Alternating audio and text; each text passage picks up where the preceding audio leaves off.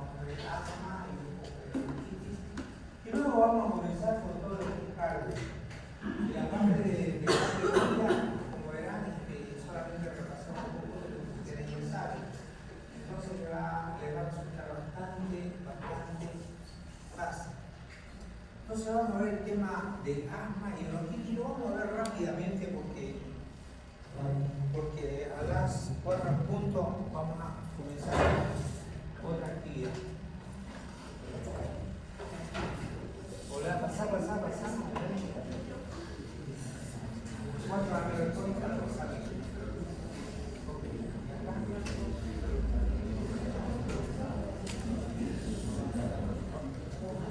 bueno, ya estamos. Vamos a ver el tema del asma. El asma es una enfermedad controlable, ya que es recurrente y generalmente está muy relacionada con los trastornos alérgicos. Por eso es que las personas que son alérgicas a diferentes pólenes, sustancias, es importante realizar el control de la alergia lo más pronto posible, especialmente si son niños, porque a la larga estos problemas alérgicos se complican con problemas asmáticos.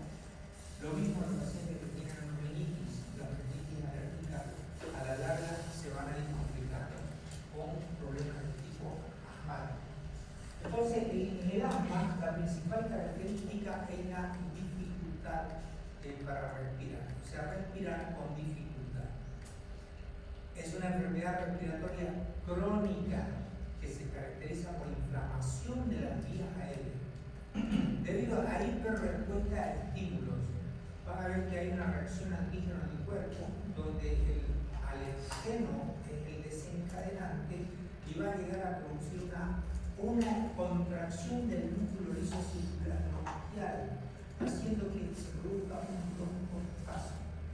Y al haber un broncoespasmo empiezan las manifestaciones clínicas más características, que son las sibilancias. Y la gran característica de esto es que es una enfermedad reversible. O sea, es la reversibilidad lo que también es indicativo de un asma bronquial.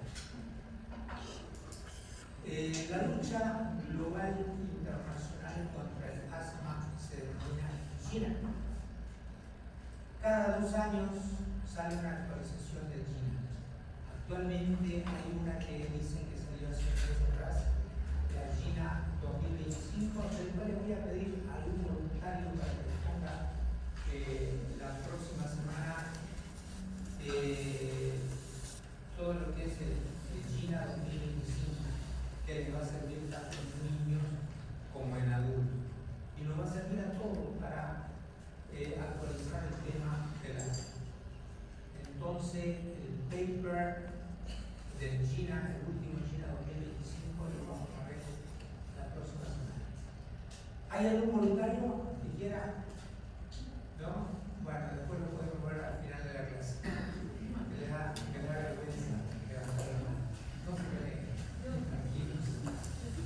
Bueno, lo veremos eso al final de la clase. La definición de GINA habla de que es un padecimiento inflamatorio crónico de la vía respiratoria donde participan múltiples células y mediadores.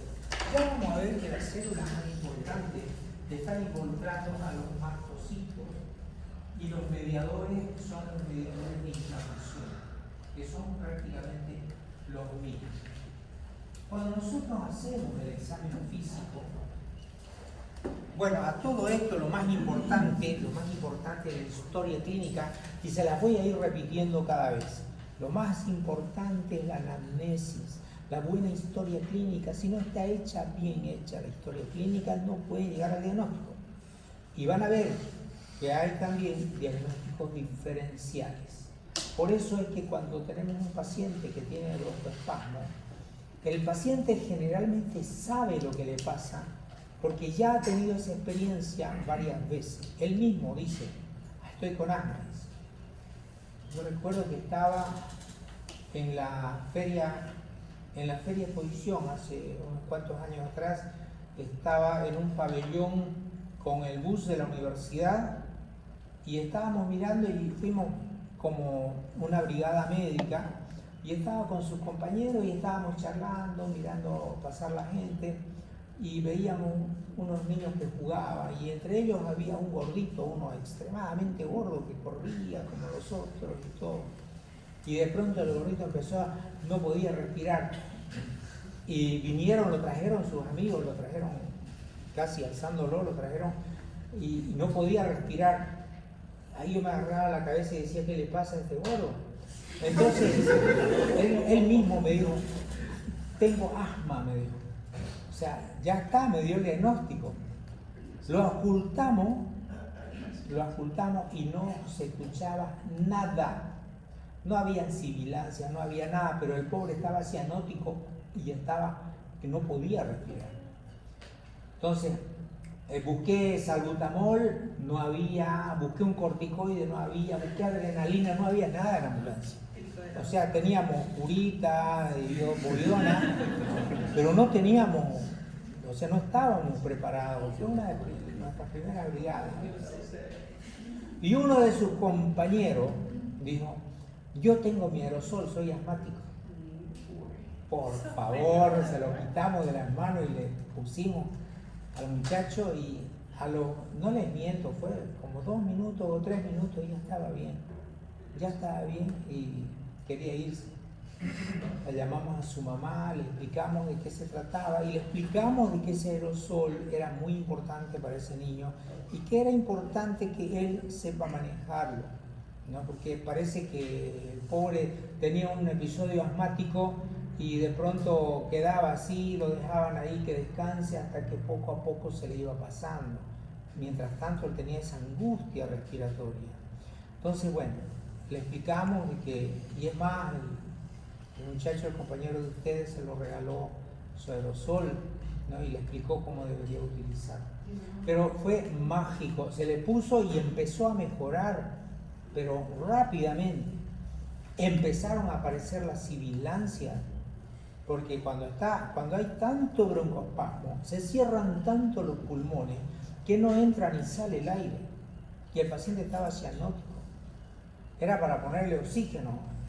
Tampoco teníamos oxígeno. Entonces es muy importante tener la precaución de tener todo para cualquier emergencia. O sea, entre esas emergencias tendríamos que haber tenido todo lo que les dije y no lo teníamos. Entonces el broncoespasmo, cuya representación semiológica del broncoespasmo son las sibilancias, los broncos y sibilancias, están presentes en un paciente asmático, pero en un paciente asmático las sibilancias son solamente la punta del iceberg. Para llegar a la sibilancia han tenido que pasar una serie de eventos fisiopatológicos previos y todo ese desencadenante finalmente ha terminado en el broncoespasmo. Entonces fíjense cómo el paciente presenta primero un episodio de inflamación, porque el asma reacciona a un alergeno determinante y se produce como respuesta una inflamación de las paredes del bronquio. Esto se inflama y esta inflamación va a contribuir a disminuir un poco el lumen del bronquiolo. Lo peor de todo es que se produce una hiperreactividad. El músculo liso se contrae, hace que disminuya más aún la luz de los bronquiolos y de los bronquios. Y todo esto va a hacer que se produzca una alteración de la función pulmonar. La capacidad residual pulmonar disminuye, el volumen, la capacidad total del pulmón disminuye también. Y si esto se mantiene en el tiempo, los episodios son cada vez más frecuentes. Uno no le hace tratamiento y el paciente continúa y continúa con esa cascada, va a haber finalmente un fenómeno de remodelamiento a nivel de los bronquiolos hasta llegar a un estado asmático severo, persistente, donde prácticamente ningún medicamento lo va a mejorar. Por eso es muy importante cortar lo más pronto posible un episodio asmático. De cualquier manera tienen que cortarlo. Uno, por la angustia que le produce la falta de aire y para evitar de que ese pulmón vaya a producirse un remodelamiento de las vías aéreas inferiores. Fíjense cómo es la epidemiología. Habitualmente es mucho más frecuente en el niño que en el adulto. Es más, acá en Santa Cruz tenemos gran cantidad de episodios de broncoespasmo en los niños, que es un motivo frecuente de consulta. Afortunadamente, por los cambios hormonales, esto en la pubertad, en la adolescencia, va disminuyendo y poco a poco va desapareciendo. Y una gran mayoría desaparece. Generalmente los niños tienen asmáticos, la mayoría tienen un problema respiratorio, resfrío común, termina con un problema asmático y luego hay una reversibilidad absoluta y luego nunca más tienen algo. Algunos, ¿no? Otros persisten. Existe un 10% en adolescentes y en adultos. Fíjense cómo es de diferente la casuística. En La Paz, a nivel general, hay un 13% aproximadamente de niños que son asmáticos. Y en Santa Cruz, miren, el 26%.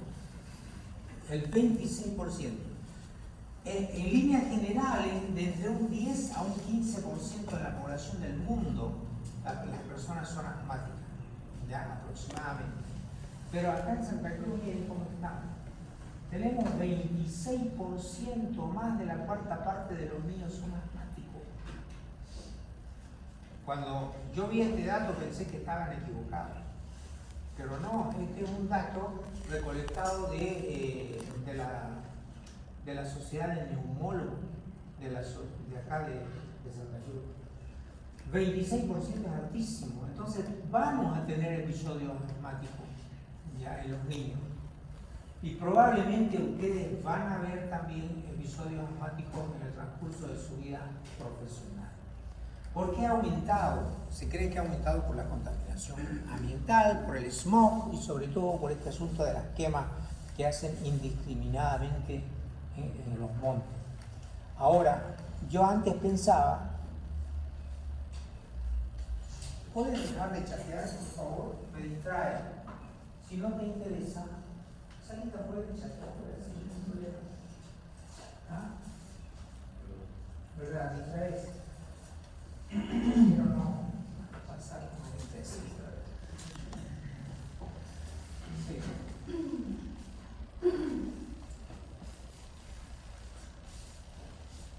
Bueno, hay episodios asmáticos donde uno sabe qué paciente va a responder bien y qué paciente va a responder mal. Y cuando hay un niño que ha sido internado alguna vez en su vida por un episodio asmático, es muy probable que vuelva a tener otro episodio que termine en internación. Por eso, si un niño ha sido internado por asma, en el momento que se resfría y el momento que empieza a presentar sibilancia, hay que darle todos los medicamentos posibles como para evitar que esto vaya a aumentar. La mortalidad también existe. Yo pensaba antes que no se morían por asma total, tienen un poco de dificultad para respirar, pero luego hemos visto de que sí existe y se nos han muerto niños en el hospital de niños por episodios asmáticos severos, de esos que no responden a ningún tipo de broncodilatador y continúan con un broncoespasmo tan inmenso ahí adentro que no responden a nada y se les cierran los pulmones y realmente no responden a nada. A nivel general, la mortalidad es de 1.67 por cada 100.000 habitantes. Ustedes pensarán que es bajo, pero bueno, cuando le pasa a un paciente, para ese paciente es el 100%. Hay varios factores que son desencadenantes que generalmente comienzan con un simple resfrío común. Por eso es que los padres de los niños asmáticos tiemblan cuando ven que su niño está con moco, con tos, porque saben que las posibilidades que se compliquen son muy altas. porque las infecciones virales comienzan arriba y como hay broncoespasmo, y no solamente hay broncoespasmo, también hay hipersecreción de las células mucosas, entonces se va a producir también hipersecreción, o sea, gran cantidad de secreciones mucoides. Otro factor desencadenante es el ejercicio y la hiperventilación. Justamente lo que yo les decía, el paciente que estaba jugando en la feria exposición, cuando hacen ejercicio, los niños empiezan a toser primero y luego empiezan que no pueden respirar. Los niños asmáticos ya saben que tienen que tener su aerosol, su inhalador, y cuando van a jugar pelota dicen, un rato voy a mi mochila, van a su mochila, se ponen su y tranquilamente ya no les pasa nada porque se pusieron su medicación preventiva. La hiperventilación. Hay algunas, hemos tenido acá en el curso de pediatría, momentos antes del examen, alguien que tenía asma se hacía dar su ataque asmático, ¿no? Entonces no puedo dar el examen, silbaba, porque hiperventilaban, ¿no? De nervios. Siguen haciendo eso, hiperventilaban. Los irritantes ambientales, cuando hay mucho polvo, mucho viento, lleva el polen de las flores y eso también forma parte de los antígenos. Producen irritación. También cuando están haciendo una limpieza, vieron que hay una limpieza de esos desinfectantes que producen irritación, esto les produce. Incluso también el polvo de la habitación. Cuando la madre está tendiendo la cama, sacude la sábana y el niño huele eso y empieza a toser y al momento empieza a veces con el espasmo bronquial, o después de varias horas, cuando ya está bien de nuevo, recién surge el efecto de la exposición al alergeno. Los cambios climáticos, vuelta al sur, todos los días empiezan a ponerse así.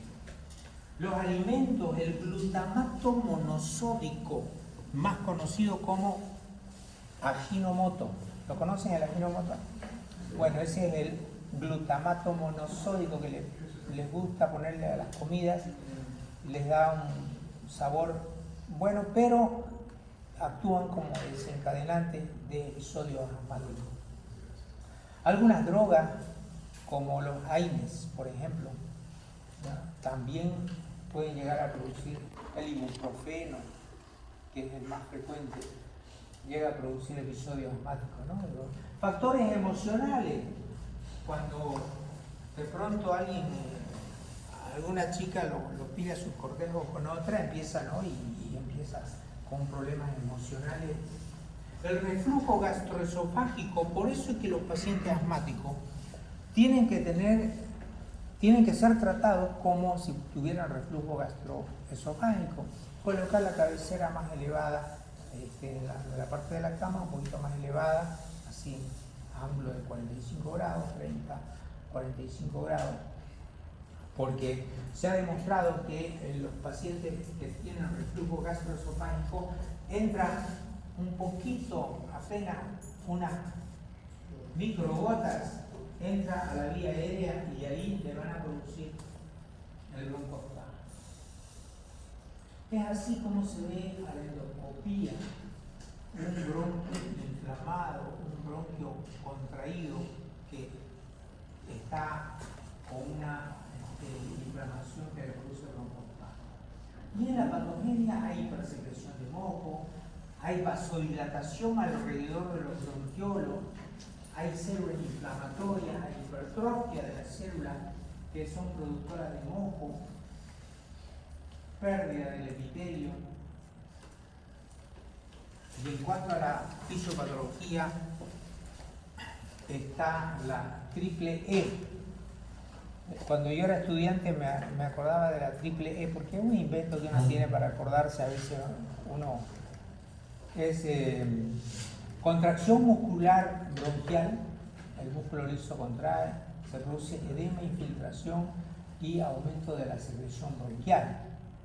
¿no? Entonces yo me inventé la triple E: espasmo bronquial, edema y exudado. Con eso ya está la fisiopatología de la.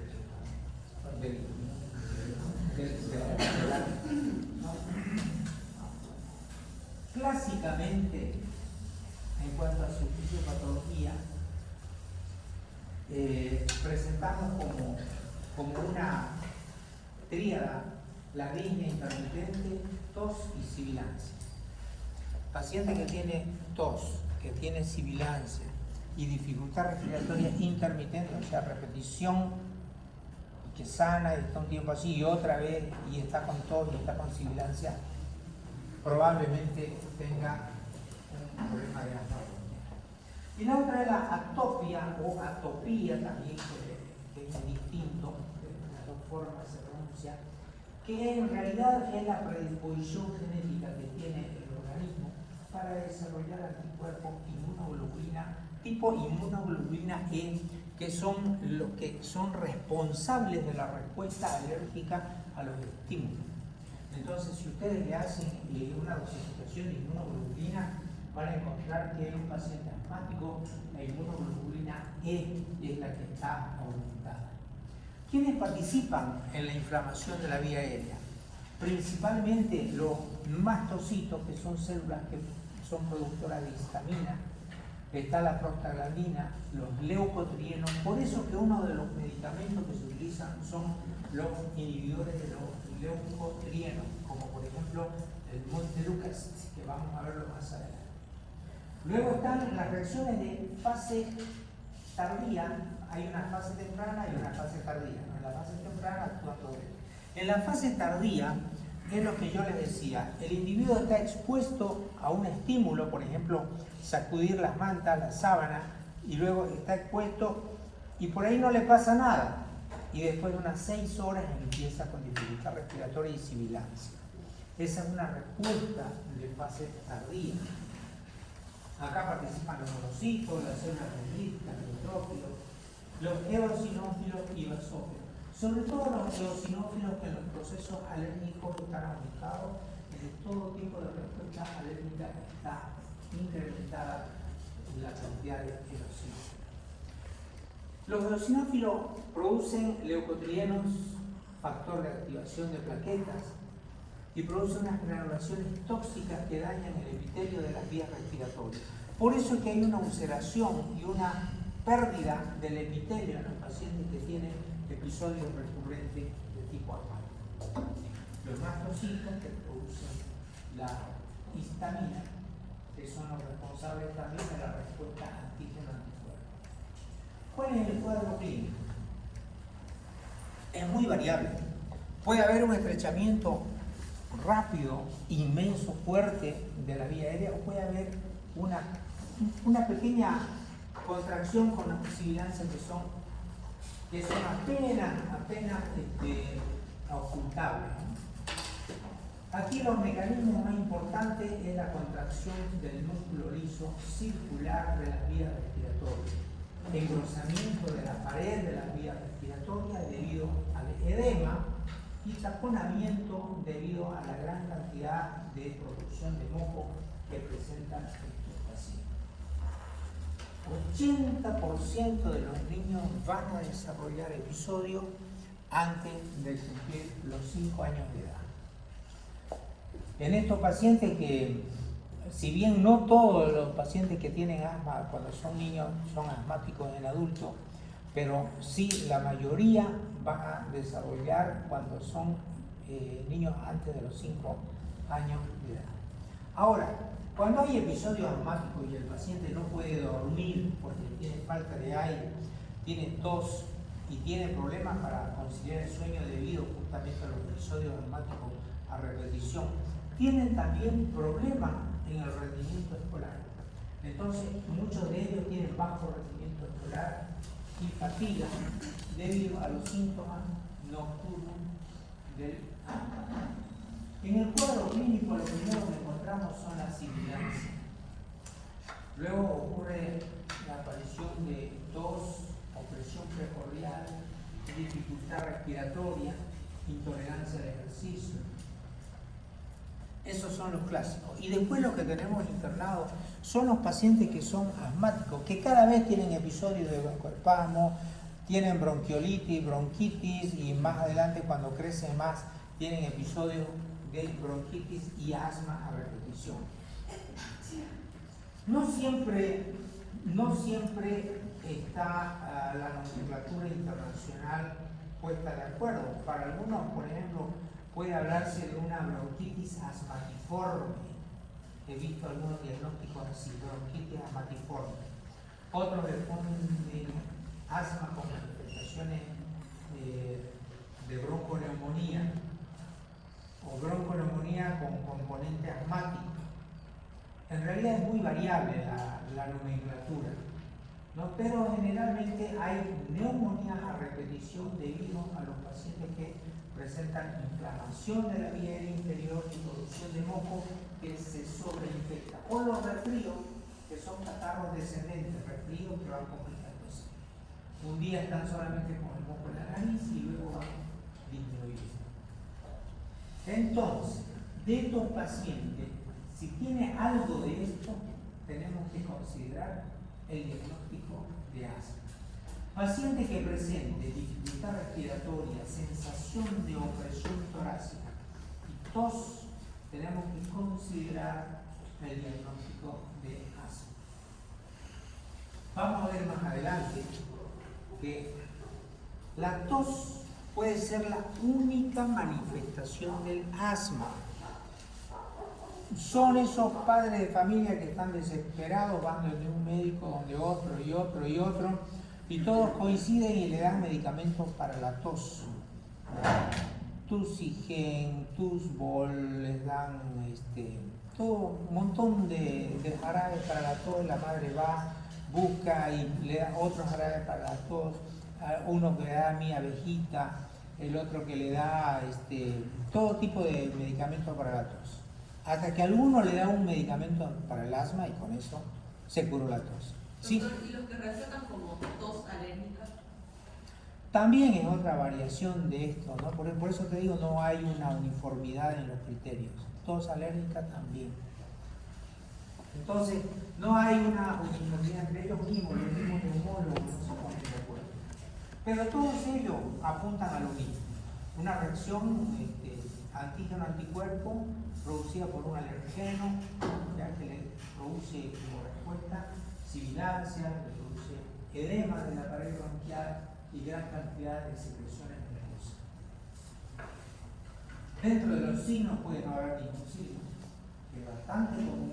Hay muchos que son asmáticos y son prácticamente asintomáticos, tienen una tosecita y se les va y ya está. No, pero no tienen ni sibilancia ni nada. Pero hay otros que sí, que tienen sibilancias bilaterales, ¿no? Y las manifestaciones a la ocultación empiezan con sibilancias en el tiempo expiratorio. Creo que alguna vez les expliqué esto, ¿no? Cuando un paciente asmático está comenzando a tener su episodio asmático, cuando uno lo oculta, uno tiene que cerrar los ojos y escuchar con atención y ver si es en el tiempo inspiratorio o en el tiempo expiratorio donde se escucha el ruido sobreagregado.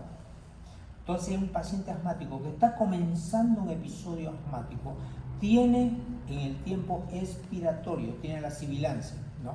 Respira y se escucha cómo entra el aire, digamos, murmullo vesicular conservado, entra, pero al salir el aire en el tiempo expiratorio, como está la vía inferior, está estrechada, entonces se escucha que silba, apenas audible, cuando está comenzando. Si no hacemos nada y el problema sigue, hay aumento de la estrechez bronquial, las sibilancias se hacen más audibles y luego se hacen audibles sin el estetoscopio. Uno se acerca y ya está, ya lo escucha. Ya el paciente empieza a presentar esas sibilancias que se escuchan a distancia. Si no hacemos nada y el paciente continúa con el problema, continúan las sibilancias expiratorias y se convierten en sibilancias tanto inspiratorias como expiratorias, en los dos tiempos, en la inspiración y en la expiración. Si no hacemos nada y el problema continúa, hay más broncoespasmo todavía. Entonces el paciente se cierra tanto la vía aérea que no entra ni sale el aire. A eso le llaman tórax silente, porque se cierra tanto que no entra, no oculta, ni que entra ni que sale el aire. Entonces son grados diferentes porque presenta gran dificultad respiratoria y finalmente ya no entra ni sale el aire. Siempre preguntar, ¿no?, en la historia clínica cuántas veces le pasó lo mismo, y vienen ya con el diagnóstico, porque muchos de ellos, el problema está la primera vez que tienen problemas. Pero si la madre le dice, no, cada vez se pone así, y me lo interna, y le dan corticoide para ver qué le pasa, uno ya piensa, ¿no?, que esto puede ser. O cada vez se pone así, y cuando le ponen una bombita que así, y con eso se le baja, ya uno se da cuenta de que el problema es la primera vez que uno diagnostica a este paciente, tiene que tener en cuenta de que nunca recibió antes ningún medicamento. Ver qué factores desencadenantes en la historia clínica uno tiene que preguntar, ¿no? Y cuando hay viento, cuando sacude la cama, cuando barre la mamá, empieza con los problemas, sí, bueno, ya está, ¿no? El patrón, la severidad de los síntomas, siempre considerar diagnóstico de las. Luego se puede hacer también las mediciones objetivas. Esto se hace mediante la espirometría. La espirometría también nos va a dar datos muy, muy interesantes con unos aparatitos de sangre. Entonces, hay algunos fenotipos de los niños sibilantes. Estos fenotipos en general se los agrupan en los fenotipos de sibilante temprano, persistente, de inicio tardío y los no sibilantes. Los de inicio temprano, las sibilancias que son de inicio temprano, comienzan inmediatamente, están en contacto con el desencadenante. El ejemplo que yo les ponía, la madre empieza a barrer y ya empiezan con los problemas. Hay síntomas tempranos, sibilancias tempranas. Están los síntomas persistentes, cuando a pesar de que vaya pasando el tiempo, continúa y sigue varios días, son sibilancias de niños persistentes. Luego están de inicio tardío, que en ese momento no les pasa nada, pero pasadas unas horas, 6, 8 horas, o cuando van a dormir ya de pronto despiertan y no pueden respirar por algún contacto que tuvieron durante el día. Y luego están los no sibilantes, los que tienen dificultad respiratoria, pero que no tienen sibilancia. Fíjense las estaciones, cuando cambian el aire, el polen. Hay un poema de hace 2 siglos atrás, de las estaciones dice cambian el aire y el polen, el asma suele despertar con la lluvia, el rato toser, el pecho se cierra, se vuelve. Desde hace siglos ya se conoce el tema del asma. Y esas familias que tienen los techos llenos de moho y las paredes, acá en Santa Cruz es bien frecuente en las casas antiguas ver que las paredes se ponen media verdes por el moho de los hongos. No sé si alguna vez vieron eso. Bueno, esas familias, si tienen niños, esos tienen que repintar su techo de nuevo, no sé, cambiar el revocamiento de las paredes, porque esos hongos son muy frecuentes acá en Santa Cruz, que son los que van a desencadenar episodios asmáticos en el niño.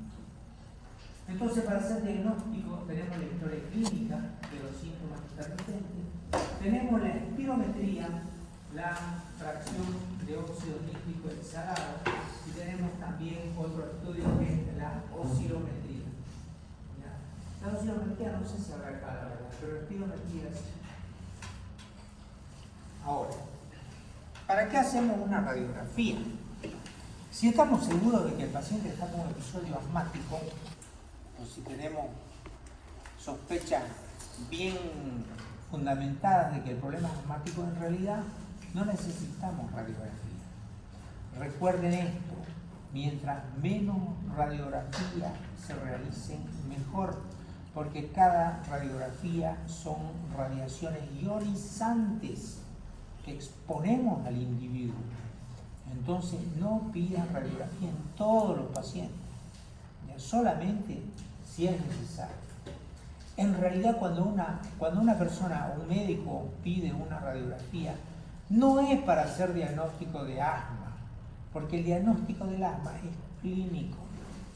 Cuando uno pide una radiografía en un paciente asmático es para hacer diagnóstico diferencial, para ver si no tiene otro problema que le esté produciendo la sibilancia. Pero para hacer diagnóstico de asma solamente no necesitamos radiografía. Si ustedes le hacen una radiografía a un paciente asmático, lo único que van a encontrar ahí es aumento de los espacios intercostales, ¿no? Descenso de las cúpulas diafragmáticas, una hiperexpansibilidad de los campos pulmonares. Los campos pulmonares están, digamos, como en inspiración profunda. Los van a ver negros los pulmones porque hay más cantidad de retención de aire. Incluso pueden llegar a ver el signo de la ola, que es una herniación de la pleura entre los espacios intercostales. Se la ve aproximadamente así, a ver. Aquí como que se hernia un poquito la pleura hacia afuera entre los espacios intercostales, porque hay una hiperexpansibilidad del pulmón, o sea, está reteniendo, está atrapando el aire, hay atrapamiento aéreo. Son las características radiológicas de un paciente asmático. Hay una asma de tipo intrínseco y otra extrínseco. En el intrínseco es cuando no se identifica, no se sabe cuál es la causa desencadenante del asma bronquial. Porque no siempre se identifica la causa. Y el asma extrínseco es cuando ya se conoce cuáles son los neumoalergenos de los cuales el paciente ya sabe.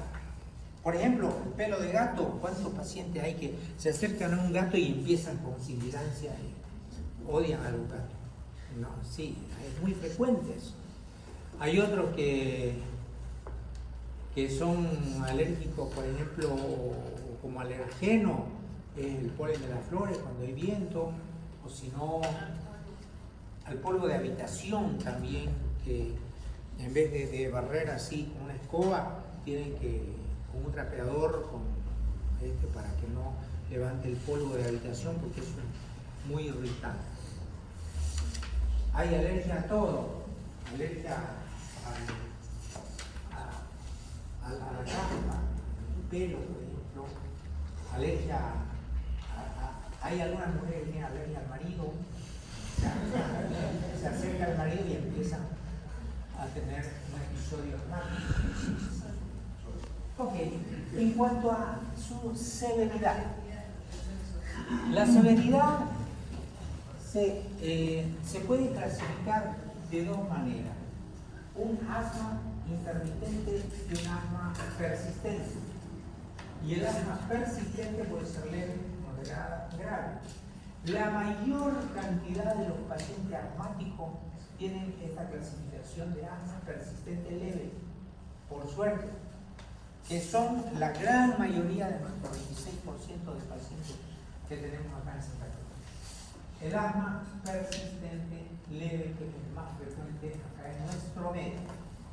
Entonces, ¿cómo son estos estadios asmáticos? El asma intermitente, acá existen signos de asma, síntomas de asma, que ocurren 2 o menos días a la semana. 2 o menos despertares nocturnos por mes. El uso de agonistas beta de acción corta. Estos agonistas de acción corta son los beta adrenérgicos como el salbutamol. Luego, estos pacientes no tienen ningún problema porque pueden realizar sus actividades normales entre las exacerbaciones. El flujo expiratorio, el volumen expiratorio forzado en el primer segundo son prácticamente normales, porque son pacientes que no tienen función pulmonar alterada. O puede no haber ningún problema y los pacientes responden rápidamente a los beta-2 y a los glucocorticoides orales. Los persistentes leves son los pacientes que tienen síntomas más de 2 veces por semana. Aproximadamente 3 o 4 despertares nocturnos por mes debido al asma, pero menos uno de cada semana. Es frecuente acá el uso del SABA. El SABA, que es los beta-adrenérgicos de acción corta para aliviar los síntomas más de 2 días a la semana. Entre estos tenemos el Salbutamol. No interfiere prácticamente o en grado mínimo con las actividades normales, y las mediciones con espirometría está casi normal, más del 80% de los medios. El persistente moderado es un poquito más complicado porque son síntomas diarios, todos los días tienen sibilancia, raras veces están asintomáticos, siguen todos los días prácticamente con problemas asmáticos. Despiertan en la noche hasta una vez por semana. Necesariamente tienen que estar con su salbutamol al lado para aliviar los síntomas y limitan su actividad normal porque saben que van a presentar un problema asmático. La espirometría es bastante alta. Esto es muy grave. Yo he visto pocas veces estos pacientes que tienen asma grave y persistente. Acá el paciente presenta síntomas todos los días. Despiertan frecuentemente en la noche debido al asma. La medicación de alivio es necesaria para los síntomas varias veces al día o limitación de la actividad debido al asma. Da pena ver a estos pacientes porque realmente no pueden hacer ejercicio, no pueden nada, pero están sibilando. Todo el tiempo están sibilando. Y ya cuando se hace más crónico esto, termina con remodelación de la vía aérea. Y es una angustia por respirar que tiene que realmente da mucha pena. ¿Qué podrían ver ahí? Paciente que llega con dificultad respiratoria, sibilancia.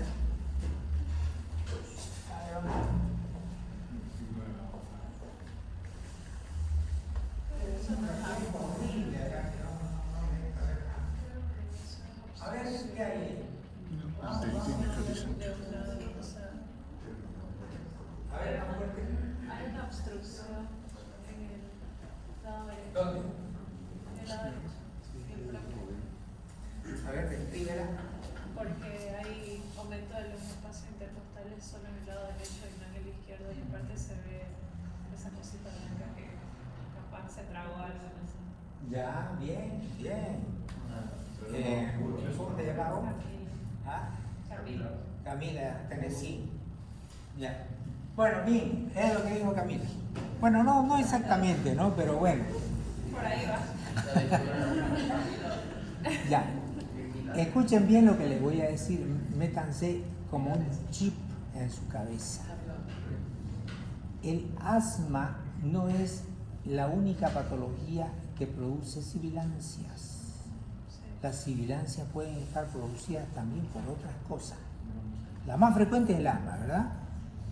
Pero una de las que producen sibilancia son los cuerpos extraños en la vía aérea. Entonces, este paciente llega por sibilancias. Llega por sibilancia, de pronto se le hace una radiografía. Y todo el mundo decía, beta-2, ya está, le hacemos el tratamiento y listo. Pero seguía y seguía y se encontró una pila de reloj. Que estaba, una pila de reloj de esa. Y la pila de reloj es urgente, antes de las 6 horas hay que sacarla. Porque puede llegar a producir perforación. Esta me hizo recuerdo a un... ¿Por qué será que los niños gorditos siempre tienen problemas, no? ¿Saben que yo estaba... Sí, de verdad. Yo hice mi año de provincia en Roboré. Algún día les voy a contar las anécdotas que tengo en Robogreso, son espectaculares. Voy a escribir un libro así. Llegó un paciente que no podía respirar, ¿no? Entonces, los ocultos tenían sibilancias bilaterales. Y le doy su beta 2, salbutamol, nebulizaciones y le doy todo esto tranquilo. Vino con su mamá, ¿no? Y la mamá me decía, está así. ¿Y alguna vez antes le pasó? No, nunca le pasó. Bueno, le di su salbutamol, que vuelva a los 2 días para ver cómo está. A los 2 días volvió, seguía con dificultad respiratoria y tenía sibilancia bilateral. Pero más en el lado derecho que en el lado izquierdo. Después, bueno, le di un corticoide más, un glucocorticoide por vía oral, aparte del salbutamol, y le digo, con esto le va a pasar. Y que vuelva con control. A los 2 días volvió con fiebre. No podía respirar, seguía con sibilancia.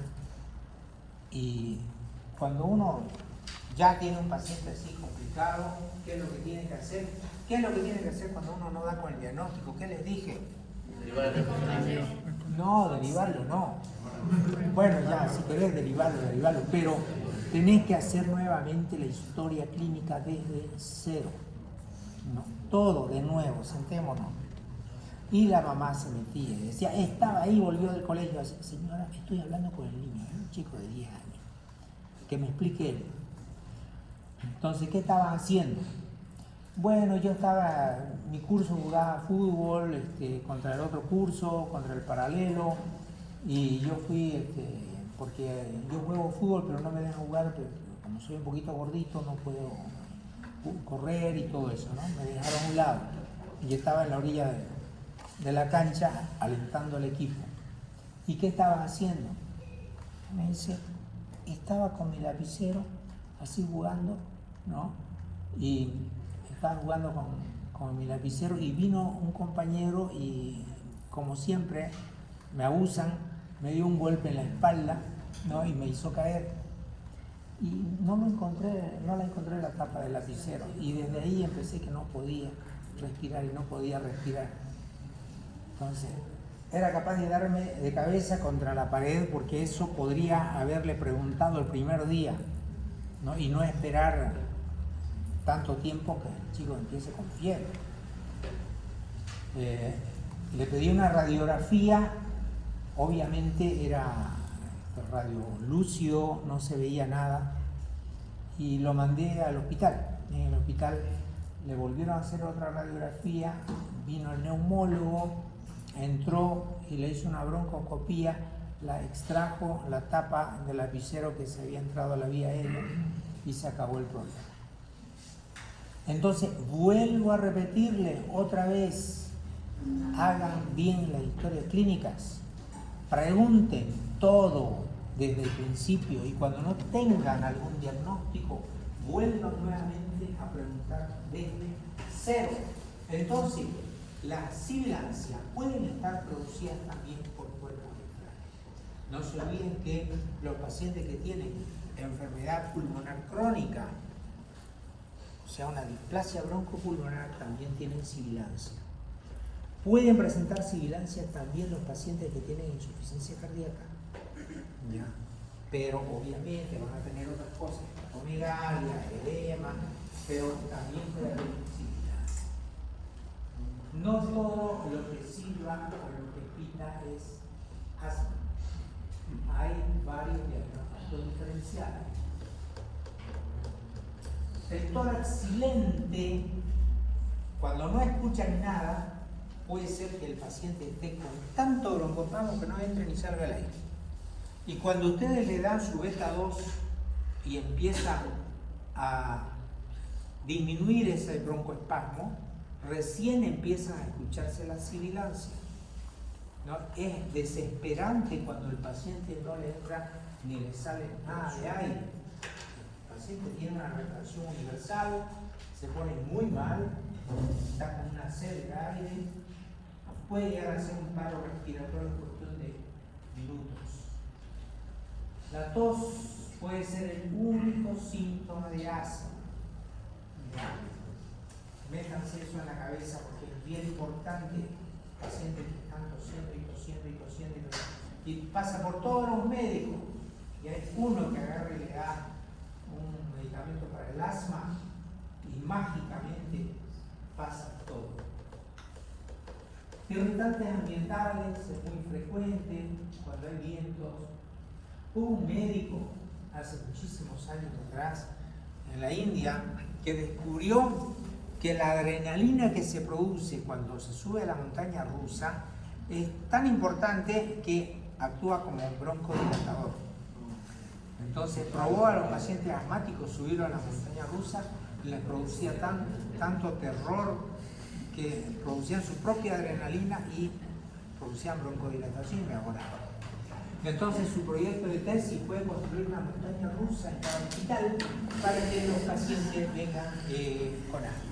Obviamente nadie lo aprobó porque era muy caro tener una montaña rusa solamente para los pacientes asmáticos. Pero se demostró que la adrenalina producida por el propio organismo era muy beneficiosa. Siempre enseñarle a los pacientes que se hagan las inhalaciones antes del ejercicio. Ya los pacientes saben. Lo importante del tratamiento es el control de los síntomas. Y para eso tenemos varias armas. Tenemos los esteroides inhalados y los corticoides tópicos. Todo esto va a depender del tiempo, dosis. Tenemos los corticoides inhalados, como por ejemplo la meclometasona, que es muy útil, la fluticasona. Y también podemos utilizar la vía oral, que es menos agresiva, que es más económica, para hacer el tratamiento de la crisis. Los beta 2 de acción corta, el efecto empieza a los 3 a 5 minutos, con un pico a los 30 a 40 minutos, que dura hasta las 4 o 6 horas.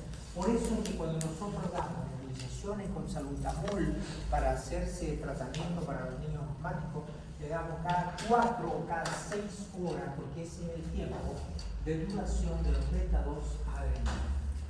Después están los fármacos anticolinérgicos de acción rápida. Estos se utilizan frecuentemente como el bromuro de ipratropio, que ustedes lo deben conocer con el nombre de ipratropium.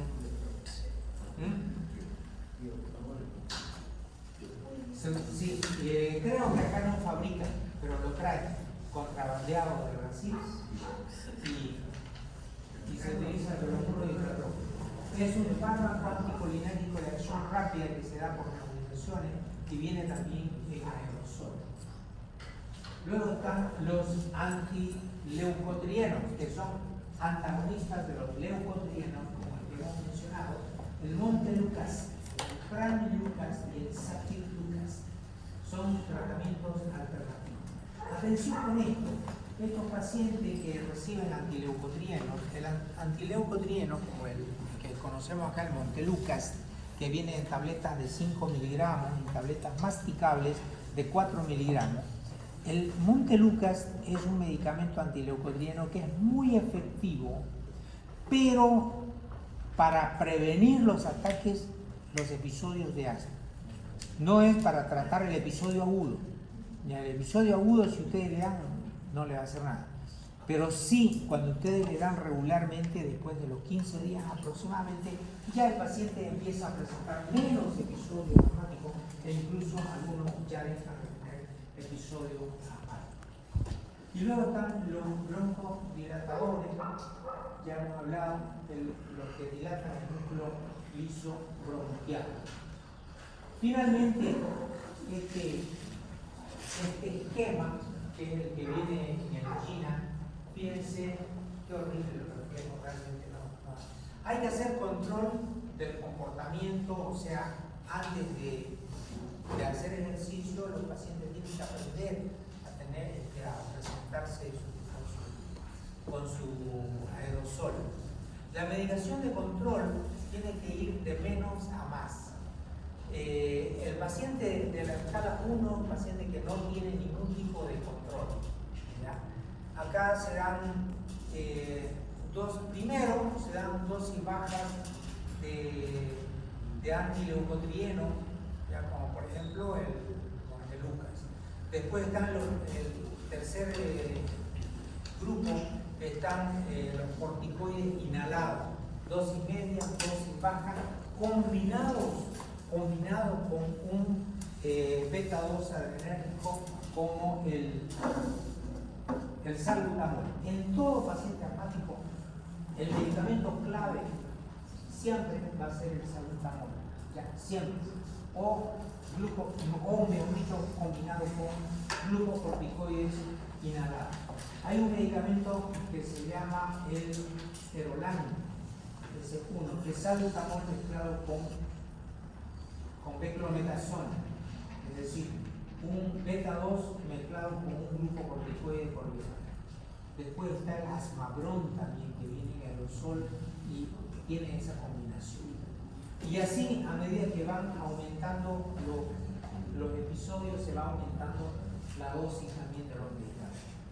Finalmente tenemos este algoritmo, que es el que se utiliza en el hospital de niños, que cuando un paciente está con un episodio asmático, se valora inicialmente y se lo clasifica si es una crisis moderada, es una crisis grave o es una crisis amenazante para la vida o casi fatal. Generalmente en todos los casos lo que damos directamente es el beta-2 nebulizado, el salbutamol nebulizado mezclado con glucocorticoide. Si es necesario le podemos dar glucocorticoide por vía endovenosa, metilprednisolona, que es la medicación elegida. Y si no se puede dar por vía endovenosa, podemos dar por vía oral la prednisona. Cuando es un episodio amenazante para la vida, damos el sulfato de magnesio, que seguramente también lo utilizan en adultos para los episodios graves de broncoespasmo, que tienen la facultad de relajar el músculo liso, y el músculo liso se va relajando y el paciente sale adelante. En el hospital de niños, cuando llega un paciente grave con un broncoespasmo severo, directamente utilizamos un sulfato de magnesio que se le da aproximadamente media hora por vía endovenosa, goteo continuo, y con eso pasa.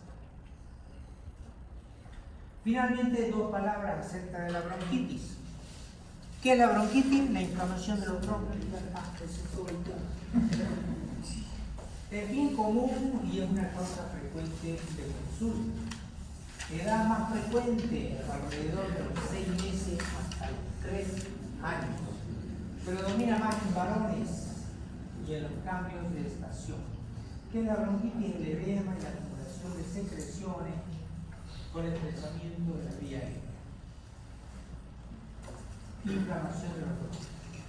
Hay una fase aguda y una fase prolongada. En la fase aguda dura de 1 a 5 días. Y acá hay un problema porque como es una enfermedad de origen viral, es un virus, entonces el paciente presenta fiebre, osteomialgia, malestar general, y realmente no se puede distinguir de otras infecciones respiratorias.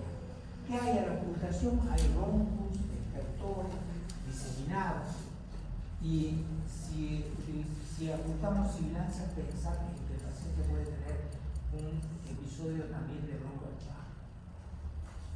Las secreciones son abundantes y en algunos niños, bueno, los niños no saben escupir directamente cuando tienen una gran producción de moco en la boca, se les traga. ¿No? En cambio el adulto no, escupe ese moco verde que cambia de color y todo eso queda pegado a las paredes. El adulto lo escupe, el niño no. Y esto puede producirse y prolongarse en el tiempo. Cuando los síntomas se prolongan durante más de 5 días, ojo, si además de eso empieza con fiebre, con manifestaciones sistémicas, tenemos que pensar de que ese paciente se está complicando con una infección, con una sobreinfección bacteriana, ¿no? Porque al principio siempre son virales, pero luego se puede complicar con un problema de tipo bacteriano. Por eso es que tenemos que tener en cuenta que el paciente si tiene fiebre y tiene desvío izquierda en el hemograma, pensar que está sobreinfectándose. La fase prolongada se caracteriza por más de una semana de duración y se prolonga hasta por 3 semanas. Si aumenta el problema y pasa 3 semanas y no ocurre mejoría, pensar en que el paciente o se ha sobreinfectado con una infección bacteriana o se ha infectado nuevamente con otro tipo diferente de virus que le está volviendo a producir otra bronquitis. Generalmente produce acá, en este clima frío, se produce. Entonces acá hay una respuesta exagerada de los estímulos como los alergenos que también prolongan los síntomas y se convierte en bronquitis crónica mucho más grave. ¿Cuál es la causa más común? Los virus. No es que tiene tos, van a la farmacia, denle amoxicilina. No. Les vuelvo a repetir lo que les dije antes en algún momento. En otros países tienen que ver lo que se está muriendo para darle un antibiótico. Acá lastimosamente tenemos antibióticos de venta libre en todas las farmacias y eso no está bien. ¿Cuáles son los virus más frecuentes? Virus de la influenza A, influenza B, virus de la parainfluenza 1, 2, 3. Tenemos diferentes subserotipos de eso. Tenemos el virus incisional respiratorio también, el coronavirus, adenovirus, rinovirus. Esto causa más del 90% de los casos de las bronquitis que están producidas por virus. Métanse ese porcentaje en la cabeza. Más del 90% de los casos de bronquitis están producidas por virus. Menos del 10% tienen origen bacteriano. Menos del 10%. Bacterias más frecuentes por Klebsiella pertussis, parapertussis, streptococo, clamidia y micoplasma, en orden de frecuencia. El diagnóstico es clínico, no van a hacer una radiografía para diagnosticar bronquitis, es clínico simplemente. Y si encuentran una radiografía van a encontrar un engrosamiento de los bronquios y nada más, como esta. No hagan diagnóstico radiológico de bronquitis, es clínico. No necesitan pedir radiografía. Tratamiento. No deben usarse antibióticos en forma rutinaria. No antibióticos. Lo voy a poner de nuevo así. Pregunta de examen. ¿Deben usarse antibióticos de forma rutinaria? ¿Falso o verdadero? No sé. Tienen que poner los nuevos.